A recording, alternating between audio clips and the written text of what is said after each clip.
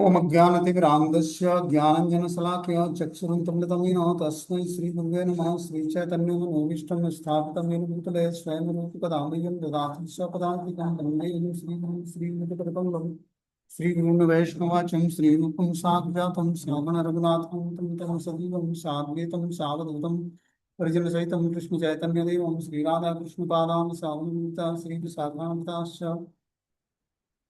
नारायणं नमस्कृत्य नित्यानंदं नमस्तुभ्यं प्रेमं प्रदायते लोकमस्य नाशाय जानवपदये नमः। नमो महावदन्याय कृष्ण प्रेम प्रदायते कृष्णाय कृष्ण चैतन्य नामिने वरुणधर्म पंचतत्वात्मकं कृष्णं मुक्तरूपस्वरूपं मुक्तावतारं मुक्ताख्यं नमामि मुक्तिसत्यकं। हे कृष्ण करुणा सिंधु दीनबन्धु जगत्पते गोपेश गोपिका कांत राधा कांत नमस्ते कांचन गौरांगे श्री राधे वृंदावनेश्वरी विस्मानुसुते देवी प्रणमामि हरिप्रिये वाञ्छाकल्पतरुभ्यश्च कृपासिन्धुभ्यो च पतितानां पावनेभ्यो वैष्णवेभ्यो नमो नमः। जय श्री कृष्ण चैतन्य प्रभु नित्यानंद श्री अद्वैत गदाधर श्रीवासादि श्री गौर भक्तवृंद हरे कृष्ण कृष्ण कृष्ण हरे हरे हरे राम राम राम हरे हरे। इसमें हम लोग को श्रीमद् भगवद गीता एक मिनट।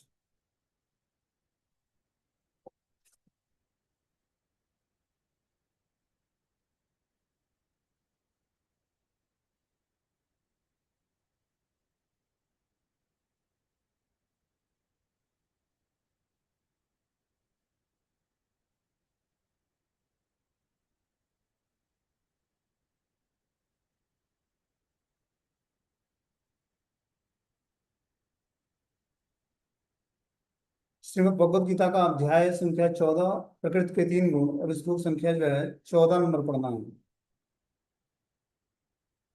उदय यदा सत्व प्रवृद्धे तु प्रलयम याति देहमृत तदोक्त विदालोका न मला न प्रतिपद्यते।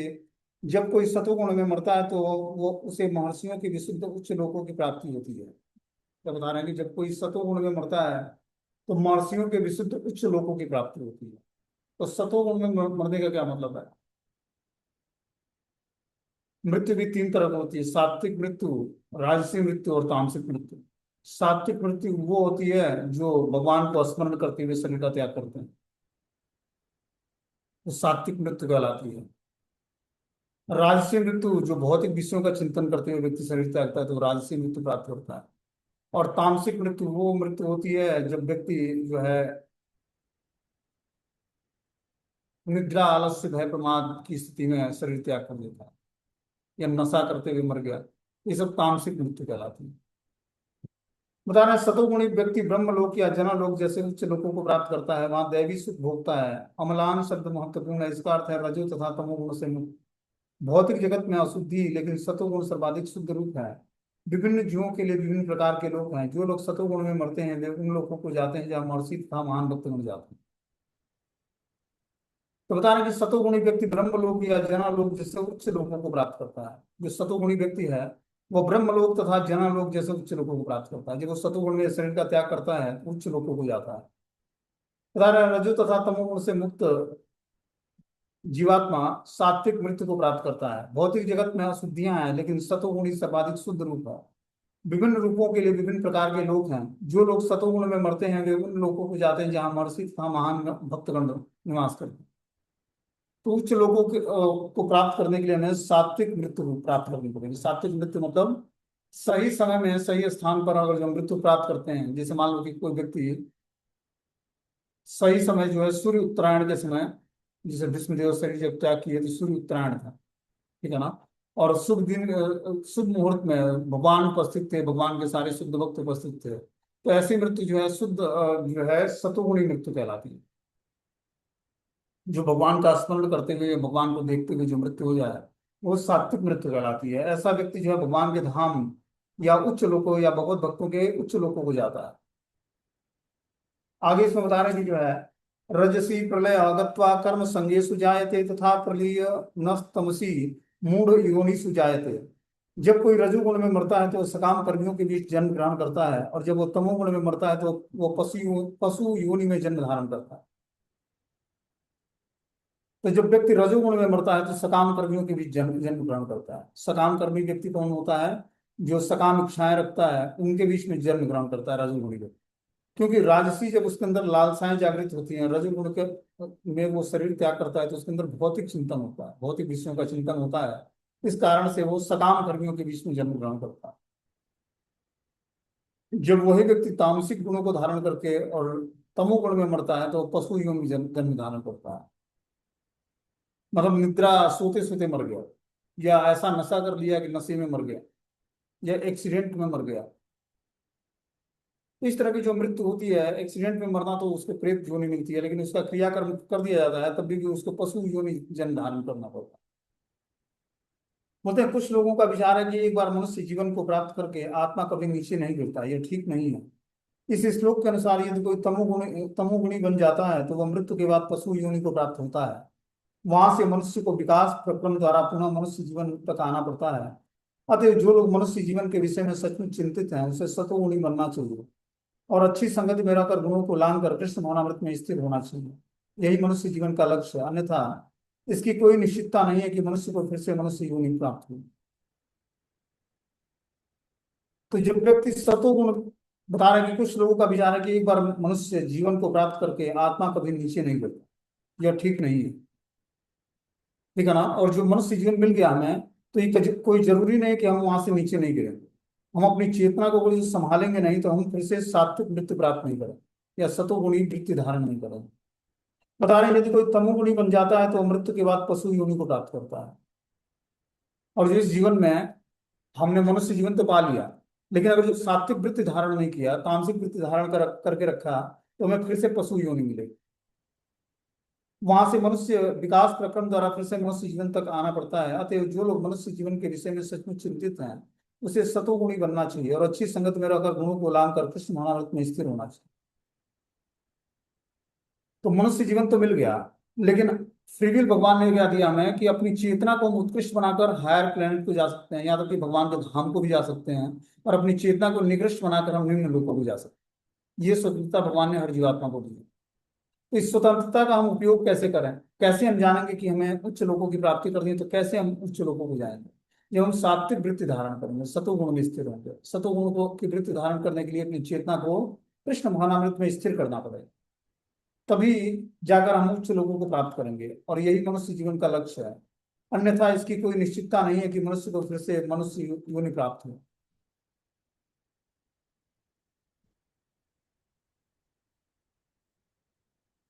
और जब राजसी गुण धारण करके मृत्यु को प्राप्त करेंगे, तो सकाम कर्मियों के बीच में जन्म ग्रहण करेंगे, और तमोगुण में मरेंगे तो पशु योनि जन्म धारण करेंगे।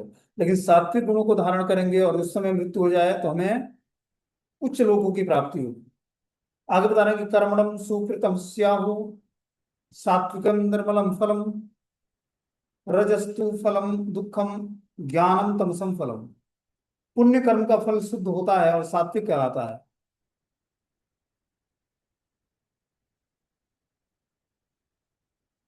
लेकिन रजोगुण में संपन्न कर्म का फल दुख होता है, और तमोगुण में किए गए कर्म मूर्खतापूर्ण के प्रतिफल होते हैं।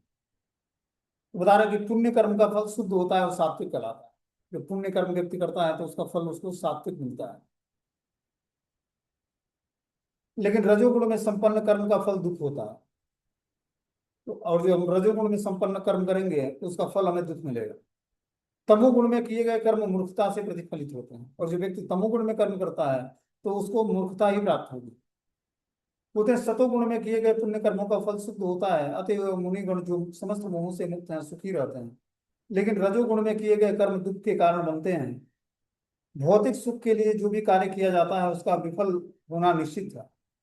और जो भौतिक क्या बता रहे हैं, सतोगुण में किए गए पुण्य कर्मों का फल शुद्ध होता है, अतएव वे मुनिगण जो समस्त मोहों से मुक्त हैं, सुखी रहते हैं। लेकिन रजोगुण में किए गए कर्म दुख के कारण बनते हैं। भौतिक सुख के लिए जो भी कार्य किया जाता है, उसका विफल होना निश्चित है। उदाहरणार्थ, यदि कोई गगनचुंबी प्रासाद बनवाना चाहता है, तो उसके बनने के पूर्व अत्यधिक कष्ट उठाना पड़ता है। मालिक को धन संग्रह करने के लिए कष्ट उठाना पड़ता है, और प्रासाद बनवाने वाले श्रमिकों को शारीरिक श्रम करना होता है। इस प्रकार कष्ट तो होता ही है। अतः भगवत गीता का कथन है कि रजोगुण के अधीन होकर जो भी कर्म किया जाता है, उसमें निश्चित रूप से महान कष्ट भोगने होते हैं। इससे यह मानसिक तुष्टि हो जाती है कि मैंने यह मकान बनवाया है, इतना धन कमाया है, लेकिन ये कोई वास्तविक सुख नहीं है। जहां तक तमोगुण का संबंध है, कर्ता को कुछ ज्ञात नहीं रहता, अतः उसके समस्त कार्य उस समय दुखदायक होते हैं और बाद में उसे पशु जीवन में जाना पड़ता है। तो जो सतोगुण में कर्म करता है उसके कर्मों से पुण्य फल जनरेट होता है, उसका फल शुद्ध होता है। और वे मुनिगण जो समस्त मोह से मुक्त हैं सुखी रहते हैं। सतोगुण में जो हम कार्य करते हैं, और अगर जो मोह से मुक्त होकर कार्य करते हैं, तो वो हमारे सुख का कारण बनता है। लेकिन रजोगुण में किए गए कर्म दुख के कारण बनते हैं, लेकिन वही कर्म अगर जो हम रजोगुण में करते हैं तो वो हमारे दुख का कारण बन जाता है।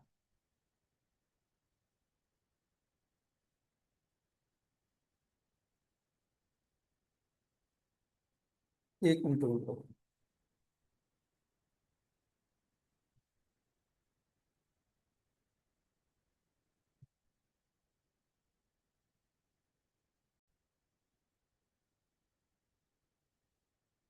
उदाहरण दे रहे हैं कि यदि कोई गगनचुंबी प्रासाद बनवाना चाहता है तो उससे उसके बनने से पूर्व अत्यधिक कष्ट उठाना पड़ता है। मालिक को धन संग्रह करने के लिए कष्ट उठाना पड़ता है, और प्रासाद बनवाने वाले श्रमिकों को शारीरिक श्रम करना होता है। इस प्रकार कष्ट तो होता ही है।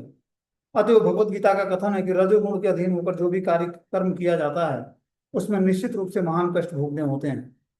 इससे यह मानसिक तुष्टि हो जाती है कि मैंने यह मकान बनवाया या इतना धन कमाया, लेकिन यह कोई वास्तविक सुख नहीं है। तो एक होता है कि सात्विक सुख, दूसरा है राजसी सुख। कि कोई व्यक्ति कोई मकान बनवाता है, बता रहे हैं कि कोई गगनचुंबी प्रासाद बनवाना चाहता है, तो उसके बनने से पूर्व उसको अथाह कष्ट उठाना पड़ता है। मालिक को धन संग्रह करने के लिए कष्ट उठाना पड़ता है। प्रासाद बनवाने वाले श्रमिकों को शारीरिक श्रम करना होता है। इस प्रकार कष्ट तो होता ही है। तो भगवत गीता का कथन है कि रजोगुण के अधीन होकर जो भी कर्म किया जाता है उसमें निश्चित रूप से महान कष्ट भोगने होते हैं। इससे यह मानसिक तुष्टि हो जाती है कि मैंने ये मकान बनवाया है या इतना धन कमाया है, लेकिन यह कोई वास्तविक सुख नहीं है। और जहां तक तमोगुण का संबंध है, कर्ता को कुछ ज्ञात ही नहीं होता, अतः उसके समस्त कार्य उस समय दुखदायक होते हैं और बाद में उसे पशु जीवन में जाना है। लेकिन जब वही व्यक्ति तमोगुण में कार्य करता है तो उसको वो उसके सारे लक्षण दुखदायक होते हैं, कर्म भी दुखदायक होता है और कर्म के फल भी दुखदायक होते हैं। इस कारण से उसको पशु योनि में जाना पड़ता है। यद्यप माया के वशीभूत होकर वे इसे समझ नहीं पाते, पशुओं का वध भी तमोगुण के कारण होता है।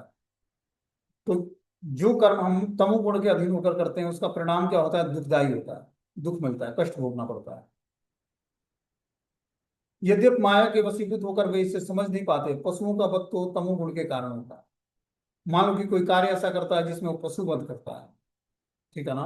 तो वो कार्य दुखदायक होते हैं, वो कर्म भी दुखदायक है और कर्म का परिणाम भी दुखदायक है। तो ऐसे कर्म जो तमोगुण में होकर किया जाता है वो हमेशा के लिए दुखदायी होता है। आगे बता रहे हैं कि मनुष्यों को पशुओं के वध की आवश्यकता नहीं है, क्योंकि ईश्वर की अनेक अच्छी वस्तुएं प्रदान कर रखी हैं। यदि कोई किसी कारण से मांसाहार करता है तो यह समझना चाहिए कि वह अज्ञानतावश ऐसा कर रहा है और अपने भविष्य को अंधकार में बना रहा है।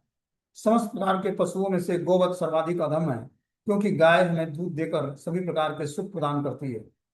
गोवध एक प्रकार से सबसे अधम कर्म है। वैदिक साहित्य में बताया गया कि जो व्यक्ति दूध पीकर गाय को मारना चाहता है वह सबसे बड़ा अज्ञान में रहता है। तो जो कर्म हम गोवध मतलब पशु वध के लिए करते हैं, या फिर मांस बेचने के लिए करते हैं, या तामसिक वृत्ति धारण करके जो कर्म करते हैं, वो कर्म हमें दुख पहुंचाता है। क्या बता रहे हैं कि जो व्यक्ति दूध पीकर गाय को मारना चाहता है वो सबसे बड़ा ज्ञान में कार्य करता है। बता रहे हैं कि वैदिक ग्रंथों से में प्रार्थनाएं हैं कि जो इस प्रकार है कि नमो ब्रह्मण्य देवाय गो ब्राह्मण हिताय च जगत हिताय कृष्णाय गोविंदाय नमो नमः। हे प्रभु, आप गायों तथा ब्राह्मणों के हितैषी हैं, आप समस्त मानव समाज तथा विश्व के हितैषी हैं। तात्पर्य यह है कि इस प्रार्थनाओं में गायों तथा ब्राह्मणों की रक्षा का विशेष उल्लेख है। कि भगवान भी क्या करते हैं? नमो ब्रह्मण्य देवाय गौ ब्राह्मण हिताय च। भगवान कृष्ण क्या करते हैं? गायों और ब्राह्मणों की रक्षा करते हैं। तो समाज में हर व्यक्ति का उत्तरदायित्व क्या बनता है कि वो भी गौ और ब्राह्मणों की रक्षा करे, न कि उनका वध करे। अतः इन दोनों जीवों ब्राह्मणों और गायों की को पूरी तरह सुरक्षा प्रदान की जानी चाहिए। यही सभ्यता की वास्तविक प्रगति है। आधुनिक मानव समाज में आध्यात्मिक ज्ञान की उपेक्षा की जाती है और गौवध को प्रोत्साहित किया जाता है। इससे यही ज्ञात होता है कि मानव समाज विपरीत दिशा में जा रहा है और अपनी प्रसन्ना का पथ प्रशस्त कर रहा है। जो सभ्यता अपने नागरिकों को अगले जन्म में पशु बनने के लिए मार्गदर्शन करती है वह निश्चित रूप से मानव सभ्यता नहीं है। बता रहे हैं कि जो सभ्यता पशु वध करने के लिए मार्गदर्शन करती है वो वास्तविक सभ्यता नहीं है। वास्तविक सभ्यता क्या है कि हमें पशुओं की और ब्राह्मणों की रक्षा करनी चाहिए, जो कि बता रहा है कि समस्त राष्ट्रों को चाहिए कि मानवता और महान संकट से बचाने के लिए कृष्ण भावनामृत की सरल विधि को अपनाए। जब वो कृष्ण भावनामृत की सरल विधि को अपनाएगा तो जीवों के प्रति दयालुता उत्पन्न होगी उसके हृदय में, और किसी भी जीव का वध नहीं करेगा। आगे बता रहे कि सत्वम संजायते ज्ञानम रजसो लोभेव च प्रमादो मोहतम सो भवतो अज्ञानमेव च। सतोगुण से वास्तविक ज्ञान उत्पन्न होता है, रजोगुण से लोभ उत्पन्न होता है, और तमोगुण से अज्ञान प्रमाद और मोह उत्पन्न होता है। सतोगुण जीवन धारण करेंगे तो वास्तविक ज्ञान उत्पन्न होगा, क्या करना है क्या नहीं करना है ये हम जान पाएंगे। रजोगुण से लोभ उत्पन्न होता है। देखो जपा भी तीन तरह की होती है, सात्विक मूड मूड में जपा, राजसी मूड में जपा, और तामसिक मूड में जपा। तो सात्विक मूड में जपा होती है सात्विक समय में, जो ब्रह्म मुहूर्त का टाइम है, सुबह 4 बजे के बाद, ठीक है ना, 4 बजे से लेके और सूर्य उदय होने तक, वो बहुत ही सात्विक वातावरण होता है। उस समय का जपा जो हमें बहुत ही जल्दी सतोगुण में स्थिर कर देगा। रजोगुण का जपा जो है 8 बजे के बाद या 8 बजे से लेके और शाम के 4 बजे तक का टाइम, उस समय जो जपा होता है वो सूर्य उग्र स्थिति में होता है, और वो जो हम जपा करते हैं तो रजोगुणी वातावरण में जपा होता है। फिर सूर्य अस्त होने लगता है और हम जो जाप करते हैं, ठीक है ना, सूर्य अस्त होने से लेके और लगभग 9 बजे तक का टाइम, जब तक भगवान शयन आरती नहीं होती है, तब तक का टाइम सात्विक टाइम होता है। उस समय भी हम जो जपा करेंगे तो सात्विक होगा, लेकिन अपने अपनी चेतना भी सात्विक होनी चाहिए। ऐसा नहीं कार्य करके आए बाहर से तो नहा धो के भगवान को प्रणाम करके जाप करेंगे तो वो भी जपा हमारी सात्विक जपा में आएगी। और फिर 9 बजे के बाद जो 9 बजे से लेके और 2 बजे रात तक की जाती है वो तामसिक जपा कहलाता है। तामसिक मतलब, और जो आपकी वृत्ति शुद्ध नहीं है तो तामसिक होगा। और जो व्यक्ति शुद्ध और सिद्ध हो गया है वो कभी भी जाप करेगा तो सात्विक मोड में करेगा। लेकिन जो हम जैसे जो नए लोग हैं उनके लिए टाइमिंग बार को ध्यान रखना बहुत ही आवश्यक है, कि जैसे जैसे सूर्य का प्रभाव बढ़ते जाता है वैसे वैसे रजोगुण का प्रभाव बढ़ता है, ठीक है ना। तो हमें शुद्ध जपा अपने को जल्दी शुद्ध करना है, ठीक है ना। तो हमें जपा को सुबह का टाइम करना चाहिए, 4 बजे से लेके और 6, 6:30, 7 बजे तक। उस समय में आध्यात्मिक एनर्जी भी मिलेगी और हम बहुत जल्दी सतोगुण की वृत्ति धारण करेंगे। बोलते हैं सतोगुण से वास्तविक ज्ञान उत्पन्न होता है। जब व्यक्ति सतोगुण को धारण करता है तो उसके अंदर वास्तविक ज्ञान उत्पन्न होता है कि क्या करना है क्या नहीं करना। जब पूर्ण रूपेण व्यक्ति सात्विक मोड में आ जाता है, सतोगुण की वृत्ति धारण कर लेता है, तो हृदय में बैठे परमात्मा ही उसके वास्तविक गुरु हैं। उसको जो इंडिकेशन मिलता है वो उनको समझ कर और अपने जीवन में अप्लाई कर पाता है। रजोगुण से लोभ उत्पन्न होता है। जब व्यक्ति के अंदर रजोगुण होगा तो उसके अंदर लालच उत्पन्न होगा, धन का, भौतिक वस्तुओं का, कि हमें और प्राप्त करना है। और तमोगुण से अज्ञान प्रमाद और मोह उत्पन्न होता है। जब व्यक्ति तमोगुण धारण करता है तो उसके अंदर अज्ञान प्रमाद और मोह उत्पन्न होता है। बोलते हैं चूंकि वर्तमान सभ्यता जीवों के लिए अधिक अनुकूल नहीं है, अतः उनके लिए कृष्ण भवनामृत की संस्तुति की गई है। कृष्ण भवनामृत के माध्यम से समाज में सतोगुण विकसित किया जाता है। सतोगुण विकसित हो जाने पर लोग वस्तुओं को असली रूप में देख सकेंगे। तमोगुण में रहने वाले लोग पशु तुल्य होते हैं और वे वस्तुओं को स्पष्ट रूप से नहीं देख पाते। तो जो व्यक्ति सतोगुण धारण करता है वो हर वस्तु को उसके वास्तविक स्वरूप में देख पाता है, और जो तामसिक वृत्ति धारण करता है वो पशु तुल्य होता है, वो वस्तुओं को स्पष्ट रूप से नहीं देख पाता। देखने का क्या मतलब है? रियलाइज करना, अनुभूति करना, किसी वस्तु को प्राप्त करके या देख कर उसको रियलाइज करना या अनुभूति कर लेना कि ये व्यक्ति कैसा है या यह स्थान कैसा है या वस्तु कैसी है। ये जब व्यक्ति सतोगुण में रहेगा तब वो अच्छे तरीके से जान पाएगा। लेकिन राजसी और तामसिक गुण धारण करने पर उसको पता नहीं लगेगा। वास्तविक ज्ञान की शिक्षा न मिलने के कारण वे अनुत्तरदायी बन जाते हैं। इस उच्छृंखलता को रोकने के लिए जनता में सतोगुण उत्पन्न करने वाला शिक्षा देना आवश्यक है। सतोगुण में शिक्षित हो जाने पर वे गंभीर बनेंगे और वस्तुओं को उसके सही रूप में जान सकेंगे। तब लोग सुखी और संपन्न हो सकेंगे। देखो, वास्तविक आनंद प्राप्त करना है तो हमें क्या करना पड़ेगा? सतोगुण की वृत्ति धारण करके गंभीरता लानी पड़ेगी। जब हम गंभीरता धारण करेंगे और सतोगुण की वृत्ति धारण करेंगे, तब धीरे धीरे जो है हम सुखी और संपन्न हो पाएंगे। देखो, भौतिक संसार में अनवांटेड विषयों पे क्या होता है? हंसी मजाक होता है, जिसका कोई तुक नहीं है। वहां पर रिलेशनशिप के बिहार पर मजाक होता है, चाहे भौतिक विषयों पर मजाक होता है। लेकिन आध्यात्मिक रास्ते पर चलने वाले व्यक्ति को भौतिकतावादी व्यक्ति से हंसी मजाक करना या उस भौतिक विषयों पर मजाक करना बंद कर देना चाहिए। आध्यात्मिक विषय में तो भगवत नाम के जप में हमें आनंद लेना चाहिए, भगवान की कथाओं को सुनने में आनंद लेना चाहिए। वो विषय आनंद है, और ये क्या है? भक्ति में आनंद है, कृष्ण भावनामृत में आनंद है। तो जब तक हम विषयों का आनंद लेते रहेंगे, जैसे बहुत सारे रिलेशनशिप ऐसे होते हैं भौतिक संसार में जो थोड़ा सा हंसी मजाक का होता है। दोस्तों का रिलेशनशिप होता है, फिर और भी भाभीियों का क्या क्या रिलेशनशिप होता है जो पारिवारिक जीवन में मजाक का होता है। तो ऐसे रिलेशनशिप से हमें अपने को थोड़ा सा अलग करना होगा। तब हमें विषय आनंद से हटकर हम कृष्ण भावनामृत में आनंद ले पाएंगे। और जब जड़ वस्तुओं में, जड़ विषयों में आनंद खोजेंगे, तो आध्यात्मिक विषय और आध्यात्मिक वस्तुओं में, आध्यात्मिक जीवन में हमें आनंद नहीं आएगा। जो रास्ता मिला है, पहले तो हमें ये पता होना चाहिए कि बहुत ही मेहनत के बाद मिला है, बहुत ही स्ट्रगल करना पड़ा इसके लिए।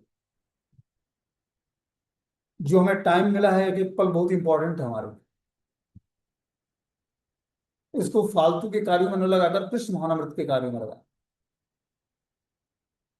देखो, आध्यात्मिक रास्ते पर अपने ऊपर कृपा जीवात्मा को खुद करनी पड़ती है। उसके ऊपर दूसरा कृपा तो बाद में करेगा, पहले उसको अपने ऊपर खुद कृपा करनी पड़ती है। खुद कृपा का क्या मतलब है? कि पहले तो हम जाने कि हमारे जीवन का उद्देश्य क्या है, किस कारण से हमने भक्ति का रास्ता अपनाया है, भौतिक भोग की वासनाओं को त्यागा है। और फिर उसी विषयों में अगर जो हम फंसना चाहते हैं, तो वही हुआ कि एक बार मल त्याग करके और उसको फिर से जो है, या क्या करता है व्यक्ति, वोमिटिंग कर देता है, उल्टी कर देता है, और फिर उसको खाना है। वही यार, इस तरह का जीवन, कि भौतिक जीवन या भौतिक विषय छोड़कर हमने आध्यात्मिक विषयों को से जुड़ गए, और आध्यात्मिक विषयों में आनंद ना आ रहा है, तो हम फिर से भौतिक विषयों में आनंद खोज रहे हैं। इससे हमें बचना पड़ेगा। दोनों चीजें हम साथ साथ मेंटेन नहीं कर सकते, ठीक है ना? तो धीरे धीरे हमें अपने जीवन को सात्विक बनाना पड़ेगा। हमारे हर एक कार्य बहुत ही सात्विक होने चाहिए, तब जाकर हमारा जीवन में परिवर्तन आना शुरू होगा और हमें हमारे जीवन में विकास होगा।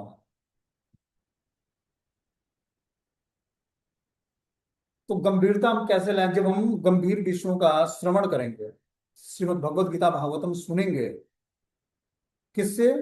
भगवान के शुद्ध भक्तों से। शास्त्रों को गंभीरता से पढ़ेंगे, तब हमारे अंदर गंभीरता है। हरि नाम का जाप जो है गंभीरता से करेंगे, ध्यान पूर्वक। ऐसा नहीं कि चैंटिंग भी कर रहे हैं और इंटरटेन भी कर रहे हैं, गेम भी खेल रहे हैं, बच्चों को खिला पिला भी रहे हैं, और माला भी चल रही है। ऐसे जपा से जीवन में सफलता प्राप्त नहीं। हमें पर्टिकुलर एक इंपॉर्टेंट काम के लिए, जैसे हम ऑफिस कार्यालय में कार्य करते हैं, तो 8 घंटे हम टाइम निकालता है। उस 8 घंटे में हम किसी को फोन कॉल नहीं करना है, किसी से बातचीत नहीं करनी है, कोई दूसरा एंटरटेनिंग सब्जेक्ट नहीं छूना है, एकदम बिल्कुल रिजर्व होकर कार्य करना है। उसी तरह जपा का टाइम हमारा फिक्स होना चाहिए, उस जपा के टाइम पर कोई दूसरा कार्य ना करे। वो भगवान से वार्ता है। हरे कृष्ण मंत्र का जप करना मतलब भगवान से हमारा एक संबंध जागृत करने के लिए ये प्रोसेस है।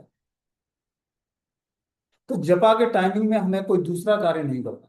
आप सारे कार्यों से निवृत्त होकर आधे घंटे बाद जपा कर लो, लेकिन जपा के टाइम कोई दूसरी एक्टिविटी नहीं करनी। तब जाकर जपा में परफेक्शन आएगा, तब आप आध्यात्मिक जीवन को जान पाओगे, तब आप पर गुरु पर विश्वास बढ़ेगा। उस तरह हमारा जीवन जो है डमाडोल बना रहेगा। आध्यात्मिक चीजों को स्वीकार कर लिया, गुरु से दीक्षा प्राप्त कर लिया, और आध्यात्मिक विषयों को गंभीरता से अगर हम स्वीकार नहीं करेंगे तो हमारा भौतिक जीवन भी अच्छा नहीं चलेगा। भौतिक जीवन में भी हम परेशान हैं।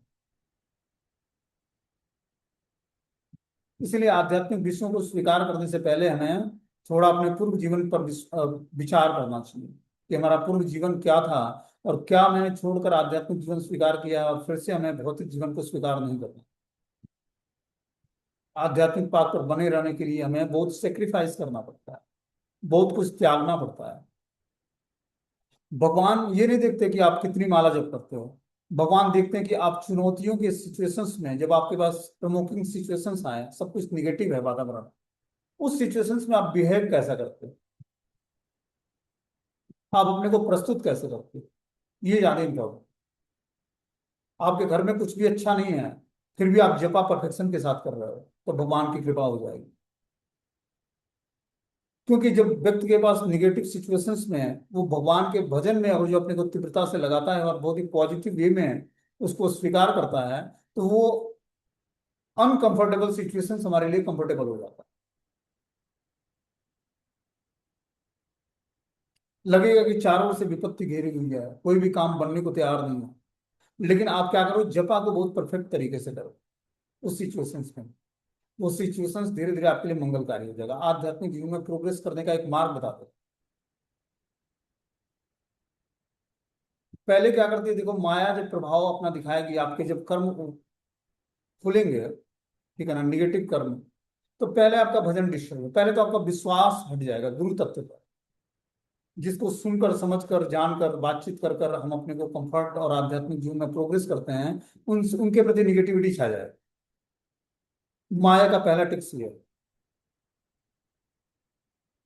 जब आपको अपने स्थान से नीचे गिराना होगा, आपके आध्यात्मिक जीवन को चौपट करना होगा, तो माया का ये प्रभाव। पहले क्या करेगी, आपका विश्वास हिला देगी उस व्यक्ति से, जिस व्यक्ति से आप सुनकर समझकर बातचीत कर कर आध्यात्मिक जीवन में बने रहते हो, प्रोग्रेस करते हो, उसके प्रति आपके अंदर निगेटिविटी आ जाए। दूसरा क्या कारण है, ऐसे निगेटिव व्यक्ति से जो खुद तो फंसा पड़ा है, उससे हम डिस्कशन करते हैं आध्यात्मिक जीवन के विषय में या आध्यात्मिक विषयों पर, तो उसके वाइब्रेशन से आप भी प्रभावित हो। हमें अपने से उत्कृष्ट व्यक्ति से संग करके आध्यात्मिक जीवन में प्रोग्रेस करने का तरीका निकालना है। आध्यात्मिक जीवन में प्रोग्रेस करने के लिए हमें अपने से उत्कृष्ट व्यक्ति से बातचीत करनी है। ऐसा नहीं हमारा पड़ोसी है तो हमारा हितकारी हो, उससे हम डिस्कशन करेंगे कि हमारे आध्यात्मिक जीवन में हम और आगे कैसे बढ़े, ऐसा नहीं। हमें आध्यात्मिक जीवन में प्रोग्रेस करने के लिए ऐसे भक्तों की खोज करनी है जो निरंतर भगवान की सेवा में लगे रहते हैं, जो दृढ़ हैं नाम जप करने में, शास्त्रों को पढ़ने में, क्लास को सुनने में। ऐसे डिवोटी से एसोसिएशन करना चाहिए। हम लोग अपने पद और पोजीशन के हिसाब से डिवोटी खोज लेते हैं कि ये हमारे पड़ोस का है तो हमारे लिए ज्यादा शुभ है। आध्यात्मिक जीवन में ऐसा नहीं है। आध्यात्मिक जीवन में हमें ये देखना पड़ेगा कि जिसके संग से हमारे अंदर आध्यात्मिकता में प्रोग्रेस होता है, हमारे अंदर आध्यात्मिक एक्टिविटी करने की इच्छा जागृत होती है, वही हमारा वास्तविक पड़ोसी है, वही हमारा वास्तविक मित्र है आध्यात्मिक जीवन में। वैसे व्यक्ति का एसोसिएशन करना, उससे कुछ डिस्कशन करना जो हमसे ज्यादा दृढ़ है आध्यात्मिक जीवन में, तब हम आध्यात्मिक प्रोग्रेस करेंगे। क्या करते हैं, हम अपने से लोअर लेवल के व्यक्ति से बात करते हैं, उसके वाइब्रेशन से हमारी चेतना प्रभावित होती है। वो तो उत्कृष्ट होगा नहीं, वो उठेगा नहीं अपने स्थान से, और हम भी अपने स्थान से उठेंगे नहीं, उसका संग करेंगे। इसलिए एसोसिएशन बहुत इंपॉर्टेंट है आध्यात्मिक जीवन में, कि कैसे भक्त का हम संग करते हैं। बता रहे हैं, चूंकि वर्तमान सभ्यता जीवों के लिए अधिक अनुकूल नहीं है, अतः उनके लिए कृष्ण महानवृत की संस्तुति की जाती है।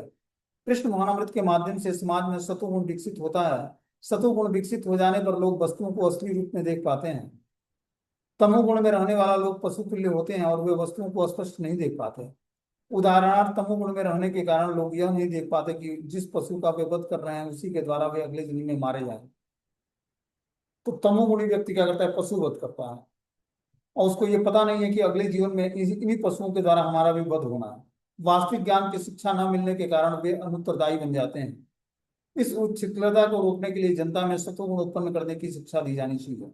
सतोगुण की को में शिक्षित होने के लिए गंभीर बनेंगे और वस्तुओं को उनके सही रूप में जान सकें। जब हम गंभीरता से भगवान की भक्ति करेंगे और सतो गुण गुण की वृत्ति धारण करेंगे, तब जाकर हम सुखी और समृद्ध जीवन प्राप्त कर पाएंगे। भले ही अधिकांश लोग सुखी और समृद्ध न बन पाए, लेकिन यदि जनता का कुछ भी अंश कृष्ण भावनामृत में विकसित हो जाता है तो सतोगुणी बन जाएगा और सारे विश्व में शांति और संपन्नता की संभावना बनी है। तो जब हम शांति और संपन्नता चाहते हैं अपने जीवन में, तो क्या करना पड़ेगा? सतोगुण की वृत्ति धारण करने की। देखो, आध्यात्मिक जीवन में बहुत ही सरल और सहज है। हमें क्या करना पड़ेगा? मन और बुद्धि को समझाकर आध्यात्मिक पाथ पर लगाए रखना। आप जितना ही सुबह उठकर अपनी स्पिरिचुअल एक्टिविटी अच्छे तरीके से करोगे, उतना ही आपका टाइम एक्सपेंड हो जाएगा। आपकी 16 माला जपा भी अच्छे तरीके से हो जाएगी, ऑफिस कार्यालय का कार्य भी हो जाएगा, उसके बाद भी आपके पास टाइम बच जाएगा। लेकिन अगर जो आप 16 माला सुबह ध्यान पूर्वक नहीं करते हो, तो वही टाइम 24 घंटे का आपकी एक भी एक्टिविटी आपको सेटिस्फेक्शन नहीं प्रदान करेगी। क्योंकि अपने इंपॉर्टेंट टाइम को हमें सोने में या गलत कार्यों में नहीं लगाना। उस कार्य को बिल्कुल परफेक्ट आध्यात्मिक एक्टिविटी करने में लगाएंगे, तो हमारी सारी एक्टिविटी दिन भर की जो हमारी दिनचर्या है बहुत परफेक्ट तरीके से होगी और हम अपने को बहुत ही कंफर्टेबल पाएंगे। इसीलिए बहुत ही आवश्यक है कि हम सुबह उठकर क्या करें? भगवान को प्रणाम करके, स्नान करके, फ्रेश होकर, भगवान तिलक धारण करके भगवान को प्रणाम करें, मंगला आरती करें, नाम जप करें। नहीं टाइम है तब भी 8-10 माला 12 माला करके तब जाकर हमें कुछ दूसरी एक्टिविटी करनी चाहिए। और धीरे धीरे माला की क्वांटिटी बढ़ानी है। जॉब बिजनेस में हमें 8 घंटे में जो हमें धन प्राप्त हो जाए उसी से सेटिस्फाई रहे।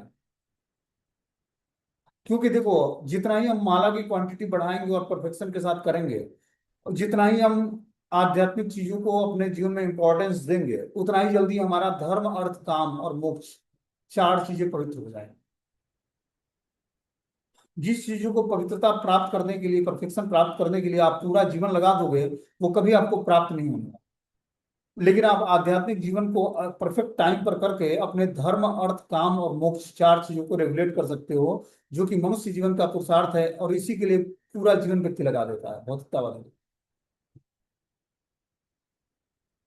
वो आप कुछ ही दिनों में प्राप्त कर लोगे। सही समय पर सही कार्य करना बहुत इंपॉर्टेंट है। थोड़ा सा तपस्या तो करनी पड़ेगी, थोड़ा सा सेक्रीफाइस तो करना पड़ेगा, कुछ समझौता तो करनी पड़ेगी, लेकिन कुछ ही दिनों में आप उसका रिजल्ट देखोगे कि आप बहुत ही अच्छे पोजीशन में आ गए। सही समय को व्यक्ति पहचान कर सही समय में सही कार्य करेगा तो बहुत जल्दी महारत हासिल कर लेगा, सफल हो जाएगा। इसीलिए हमें क्या करना है? धीरे धीरे हमें अपने टाइम को चेंज करना है। Early to bed and early to rise. जल्दी सो जाना है और जल्दी जग जाना है। जब तक हम ऐसा नहीं करेंगे तब तक हमारा आध्यात्मिक जीवन में हम सेटिस्फाई नहीं होंगे। और 5 घंटे से कम तो नींद नहीं लेनी चाहिए। जिसको नींद नहीं आती है उसको डॉक्टर को दिखाना चाहिए कि हमें नींद क्यों नहीं आ रही। और जब हम 5 घंटे अगर जो सोएंगे नहीं, 4-5 घंटे वन सिटिंग में, तब तक हम आध्यात्मिक जीवन में प्रोग्रेस नहीं कर पाए। क्योंकि आहार और निद्रा को संतुलित करके ही हम अपने भय और मैथुन जीवन से छुटकारा प्राप्त कर पाए और आध्यात्मिक जीवन में प्रोग्रेस कर पाए। ये सब चीजों का प्रॉपर एक साइंस है। ऐसा नहीं है कि मनगढ़ंत कोई कुछ भी बोला जा रहा है, ऐसा नहीं है।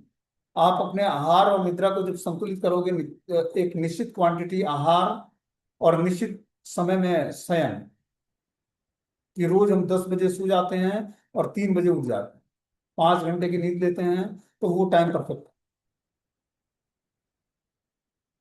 10:30 बजे सोकर 3:30 बजे उठ जाए। 9 बजे से 12 बजे तक की जो नींद होती है वो 12 बजे से लेके 5 बजे तक के बराबर है। इधर की 3 घंटे की नींद, उधर के 5 घंटे की नींद के बराबर है। इसीलिए आप आओगे मंदिरों के अंदर तो कभी आप देखोगे जो आश्रम होते हैं जिसमें ब्रह्मचारी भक्त लोग रहते हैं, तो 9 बजे लाइट ऑफ हो जाता है इसका। 9 बजे सारे लोग सो जाते हैं और सुबह 3 बजे उठ जाते हैं।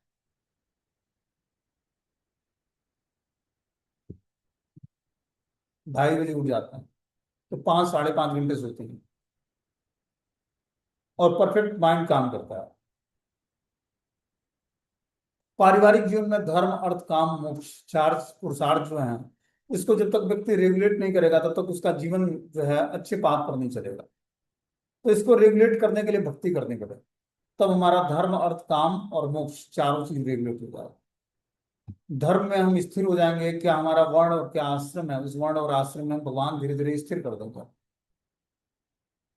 वर्ण और आश्रम के अनुसार जब हम स्थिर हो जाएंगे तो हमारा अर्थ पवित्र हो जाएगा, इनकम का स्रोत पवित्र हो जाएगा।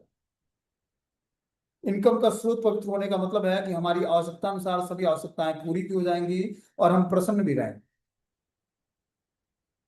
अपने प्रयास से हमारा अर्थ पवित्र नहीं है, धर्म पवित्र नहीं है। इसके लिए आश्रय लेना पड़ेगा भगवान के नाम में। इस पर पूर्ण विश्वास तभी होगा जब हम इसको प्रैक्टिकली करेंगे। अर्थ के पवित्र होने से हमारी कामनाएं पवित्र हो जाएंगी, हमारा चिंतन पवित्र हो जाएगा, हमारा सोचने विचारने की क्षमता पवित्र हो जाएगी।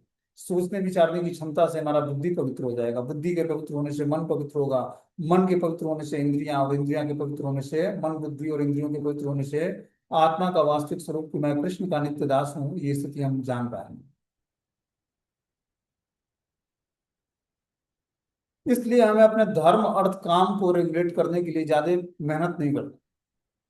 आपको एक इंस्ट्रूमेंट मिल गया भगवान की भक्ति, ये करके ही आप तीनों चारों पुरुषार्थों को रेगुलेट करो, पवित्र करो, सेटिस्फाई हो जाओ। लेकिन व्यक्ति क्या करता है, उसको लगता है कि थोड़ा सा और धन कमा लूं तो मैं सुख प्राप्त कर लूंगा। न धन मिलता है न भक्ति मिलती है, दोनों के बीच में लटक जाता है कि धन का कमाने चले थे, भक्ति भी डिस्टर्ब हो गई और धन भी इनकम नहीं हुआ। इसीलिए भक्ति को बिल्कुल परफेक्ट टाइम पे करो, ऑटोमेटिक आप देखोगे धर्म अर्थ, और ये मैं नहीं बोल रहा, ये वैदिक नियम है। और वैदिक नियम में समझौता नहीं होता है, बिल्कुल परफेक्ट नियम है। साइंस कहीं भौतिक आध्यात्म जो भौतिक विज्ञान है वो फेल हो सकता है, साइंटिस्ट जो बताते हैं वो फेल हो सकता है, लेकिन वैदिक ज्ञान और वैदिक नियम कभी फेल नहीं होता। आप कभी भी आजमा के देखो। और जो हमें अपने धर्म को, अर्थ मतलब जो इनकम का स्रोत है, काम, काम मतलब कामनाएं, इच्छाएं, उसको पवित्र करके और मोक्ष का मार्ग खोलना है, भगवान की भक्ति को प्राप्त करना है, तो हमें भगवान की भक्ति को फर्स्ट प्रायोरिटी देना है। तब जाकर हमारा ये तीनों चारों पुरुषार्थ जो हमारा पवित्र हो जाए, और इस प्रकार हम धीरे धीरे आध्यात्मिक जीवन में आगे बढ़ेंगे। दूसरी बात है, पारिवारिक जीवन में हमारे बच्चों के जो एक्टिविटी है उससे माता पिता बहुत ही प्रभावित होते हैं। इसलिए बच्चों की सारी एक्टिविटी बहुत ही पवित्र होनी चाहिए, और उनको वो पूरे जीवन भर इन चीजों को मेंटेन कर पाए आध्यात्मिकता को, उसके लिए उनको ऐसा वातावरण में पालन पोषण करना चाहिए जिससे वो आध्यात्मिक जीवन में प्रोग्रेस कर सके। उनको ऐसा परिवेश देना चाहिए कि वो भी धीरे धीरे आध्यात्मिक जीवन में प्रोग्रेस करें, तब जाकर उनका जीवन जो है सुटेबल पाथ पर चलेगा।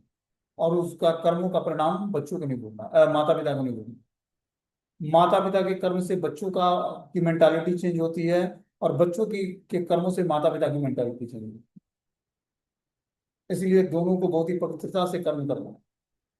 बच्चों को ऐसा टीचिंग्स और ऐसी शिक्षाएं देना है कि आध्यात्मिक चीजों को स्वीकार किए रखें, ताकि उनसे कोई पाप कर्म ना बने।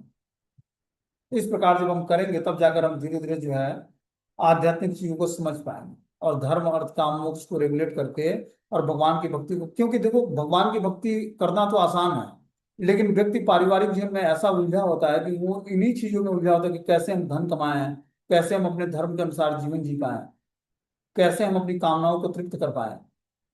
इससे ऊपर वो बढ़ के भगवान का भजन करना, ये तो बहुत दूर की बात है। इसीलिए इनको पहले हमें रेगुलेट करना चाहिए। भगवान की भक्ति के साथ साथ हमें अपने धर्म अर्थ काम को रेगुलेट करेंगे, तब जाकर भक्ति का वास्तविक फल मिलेगा कि हम धीरे धीरे मुक्ति प्राप्त करके भगवान की प्रेममयी सेवा को प्राप्त करना। ठीक है, हरे कृष्ण। ये मीटिंग क्लोज हो जाएगा।